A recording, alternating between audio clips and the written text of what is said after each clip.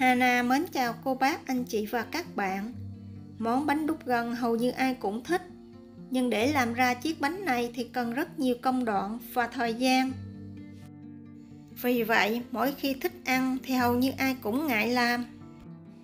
Hiểu được cảm giác này, nên hôm nay Hana xin chia sẻ với cô bác, anh chị và các bạn một cách làm rất là nhanh gọn, mà thành phẩm thì ngon không kém. Mình chỉ cần bỏ ra khoảng 5 phút là đã có những dĩa bánh ngon cho gia đình của mình. Nếu cô bác, anh chị và các bạn thích, xin mời vào bếp làm cùng với Hana nhé. Trước tiên, mình sẽ lấy 150ml nước, cho vào lò vi sóng khoảng 30 giây. Nhiệt độ nước lúc này Hana đo được khoảng 56 độ C.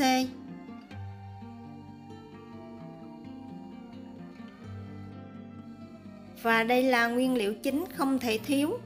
Hana sử dụng 35g bột gelatin. Mình cho phần nước nóng lúc nãy vào, mình sẽ khuấy đều cho bột và nước thật là hòa quyện với nhau. Và mình để sang một bên.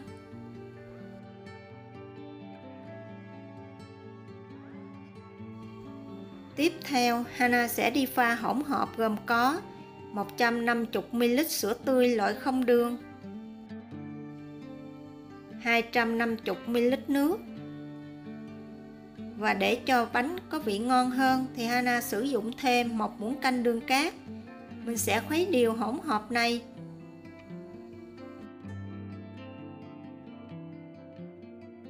Và mình cũng cho vào lò vi sóng khoảng 2 phút 30 giây. Nhiệt độ nước lúc này Hana đo được khoảng 78 độ C. Phần nước lá dứa trong công thức này Hana sử dụng 50ml. Cuối cùng thì mình sẽ khuấy hỗn hợp gelatin và cho vào nước lá dứa khuấy đều lên.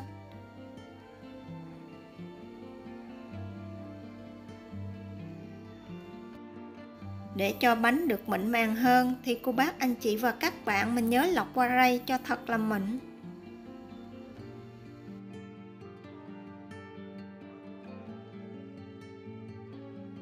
Nếu trên bề mặt có những bong bóng nhỏ thì cô bác, anh chị và các bạn mình nhớ hớt những bong bóng này ra nha.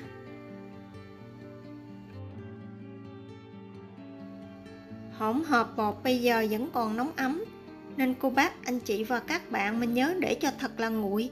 Sau đó mình sẽ đậy kín nắp hộp lại và cho vào tủ lạnh khoảng 3 tiếng, cho tới khi đông lại hoàn toàn thì mình mới cắt bánh. Trong khi chờ bánh đặc thì mình sẽ đi nấu phần nước cốt dừa ăn kèm.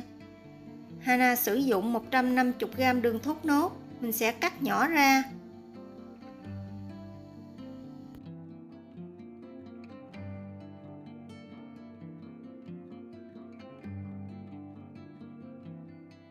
Cho phần đường này vào son và thêm vào 180ml nước cốt dừa.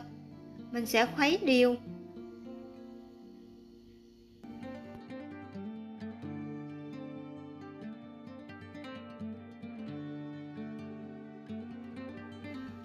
Cho phần nước cốt dừa này lên bếp, mình sẽ nấu ở lửa vừa và nhỏ cho tới khi nước cốt dừa sôi và đường tan hoàn toàn thì mình tắt bếp. Nếu cô bác, anh chị và các bạn mình không thích nấu chung như vậy, mình có thể nấu riêng từng phần cũng được. Nhưng Hana cảm giác nấu chung thì ăn sẽ thơm và ngon hơn. Mình sẽ cho phần nước đường dừa này ra ngoài tô và để cho thật là nguội, thì nước cốt dừa sẽ sánh kẹo lại, ăn rất là ngon. Để lấy bánh ra một cách dễ dàng thì mình sẽ ngâm khuôn bánh vào nước nóng khoảng 40 giây.